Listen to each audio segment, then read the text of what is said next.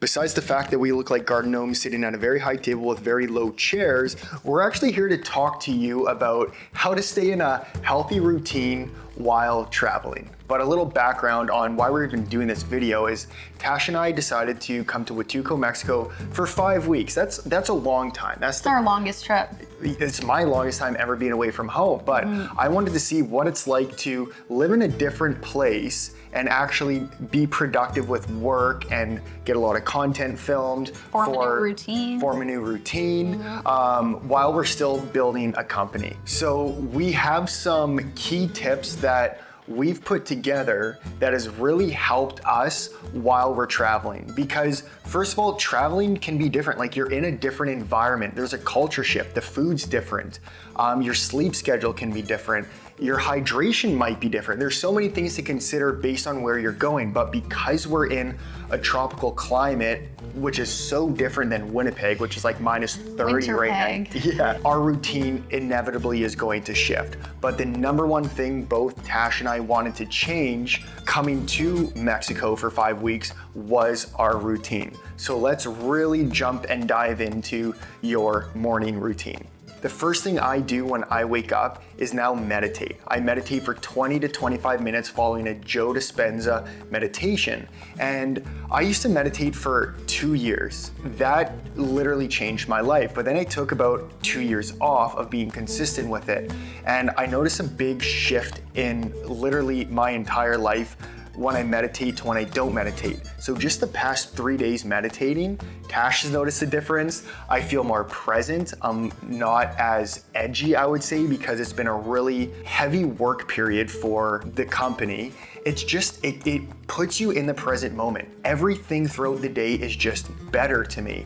I enjoy everything more. I appreciate, I'm more grateful for everything. That's just the number one biggest thing for me. And then next, I jump into doing block therapy for 15 to 20 minutes or so, and or doing breath work. I love doing the Wim Hof technique, so I'll do 3 rounds of 20 big breaths. That's been a game changer. Now, Tash has a slightly different routine. So when I wake up first thing in the morning and I'm laying on my back like this with my headphones in doing a meditation, what are you doing? I'm my most energetic in the morning. I'm a morning person, always have been a morning person. So I jump out of bed, hydrate, get ready. We have the cutest little condo gym here. You know, it has, I'd say, like the basics, including air conditioning. Everything you like kind of need. Like, you have to get a little creative with it. But you know what, like, my goal coming here was to incorporate like some form of like movement in the morning. So I head downstairs, do a lot of like mobility, warm-ups. I started doing Pilates recently. So like, you know, doing a lot of those kind of movements, helping my spine. Then I come upstairs, I do block, similar to Quinn.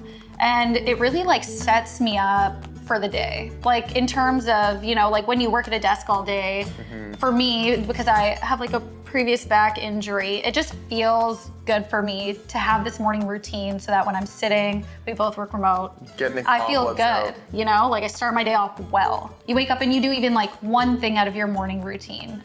You're gonna thank yourself later. Yeah, I fully agree. To clarify, I think it's just not being lazy. Like, do something. There's days where you can be late, 100%. We have our lazy days where we don't do much, but if you're building a routine, you gotta stick to the routine. Number 2, so this is really important. This is hydration.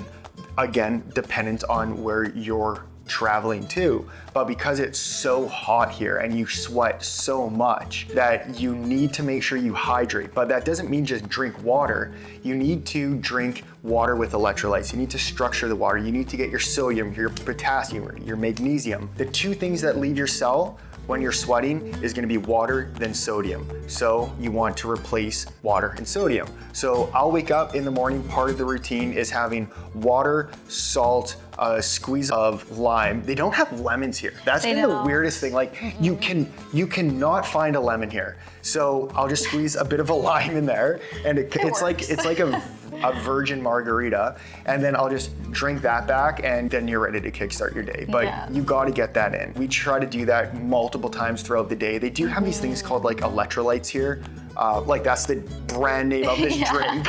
I think that's what it is. Something like that. Yeah. They're very You don't want to be tasty. chugging them back. Like the sugar content's insane. Even if it's Yeah. 0 sugar, like Yeah, you it's don't want all the never, big you know, sweeteners it's in not there, it's not yeah. the same. It's not as like pure. Yeah, it's more like treat yourself to one once in a while. Hydration is so important, and a lot of people forget that, again, especially if you're mixing in some beverages. But then also we want to talk about food. Like the food here is a lot different. Way and, different. And how are you going to adjust to that? What are you going to do in the morning to make yourself feel good food-wise before you might indulge in all these different experiences? You're gonna notice that we're talking a lot about the morning here. The morning is really what's gonna dictate the rest of your day, whether it's movement, meditation, hydration, but also we like to have a really healthy smoothie. In the smoothie, I always make sure I have like either banana, frozen berries. A lot of people say, well, bananas have a ton of sugar. I like bananas. Actually, You don't like bananas. That's so funny I said Yeah, that. I'm like, oh, you're lying now. That actually is a huge He only lie, has but it's bananas not. in smoothies. But I in love no other banana. form. I hate the mushy You like- texture of it. It's You're a disgusting. texture human, yeah. Yeah, but was funny, I sorry. need to have them in a smoothie. So it'll be banana, some sort of berries, ginger. This is disgusting, but I've put garlic in there, barley grass juice powder, spirulina if I can, and then and cilantro. Yeah.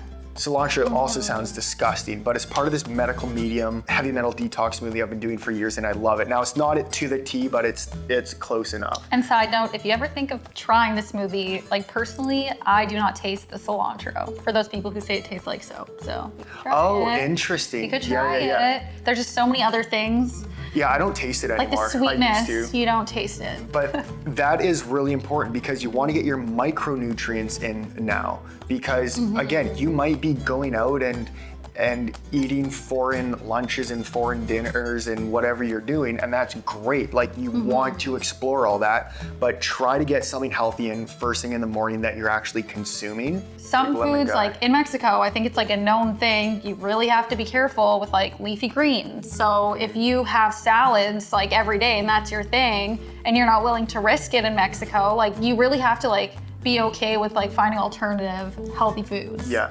and so that's a really important point is when you're traveling to a different location and you're not sure like what could make you sick. I would always thinking like, oh, it's the meat that can make you sick. But really, like we've had zero issue with the meat. We think it's actually more so like the leafy greens. Just do your research beforehand. Wash all of your fruits and vegetables. What I do to do it like the healthiest way is vinegar and baking soda.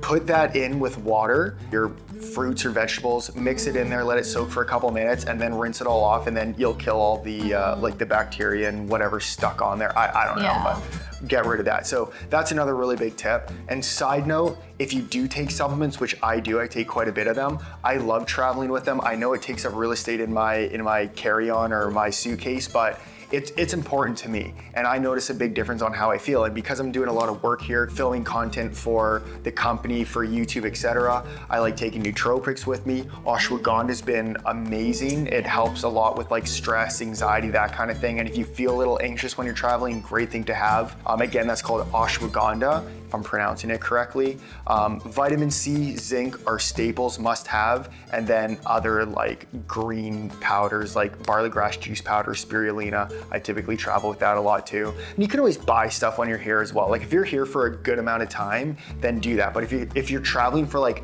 a week, you might not feel like it's worth it. That's totally up to you. So that kind of wraps up the hydration, nutrition, and supplementation. Let's move on to the next topic. When you think of Mexico, what is the #1 drink you think of? Margie's. So margaritas are like a staple here, obviously. I personally love tequila, and that is my choice of alcohol if I were to drink. Now, I'm not endorsing drinking, I'm just saying majority of people like to drink, but there's higher quality alcohols that are less damaging to you compared to other ones. The #1 drink that is the least damaging for you is agave-based alcohols. And I get a lot of this, and this information is from Gary Brecka. So if you want to know all the science behind it, research him and alcohol. But he talks about tequila and mezcal, how they are the healthiest for you. They process the slowest through your liver, and there's just more benefits compared to really sugary drinks. Tequilas, mezcals, then vodkas, which are okay. Yeah. Red wines are kind of okay, decent, but then once you get into like the white wines, the Proseccas, the champagnes, the rums, the really high sugary content alcohol, those ones are really damaging for you. If you're gonna be having, let's call this a bigger night,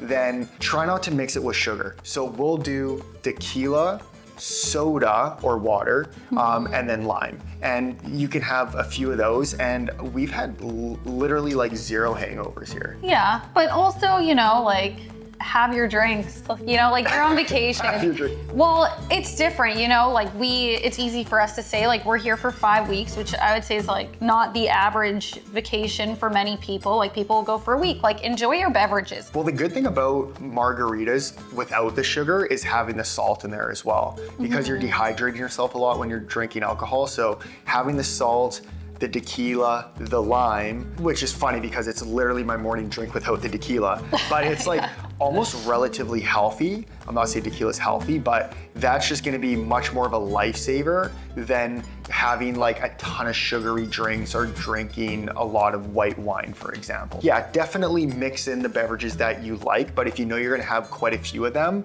try to have more of the healthier kinds of alcohol and less sugar. And now, of course, if you're a little hungover, then you can do the whole morning routine again, and you'll realize this is a full cycle. It's a full circle. Yeah. So it's whatever you're doing, you can help correct that in the morning with a good morning routine, make yourself feel good so that you can enjoy the full rest of your day, enjoy some beverages, come back, repeat kind of thing. For me, I came here hoping that I would have, you know, like, leave here with a better routine. And like, in terms of work, I would say I thought, you know, I'd come here, I'd be so focused, but it's almost impossible to be 100% focused, 100% motivated, you know, when it's so nice out. Like, in Winnipeg, it's so chilly. So Gotta find the balance. it's nice to find the balance. And you know what, for like me personally, spending time outside, like, I'm not someone who can just lay in the sun and do nothing. Like, I'm a busybody. So I started listening to podcasts, I started reading books, and like, I haven't read like an actual novel since university. I think like reading so many textbooks,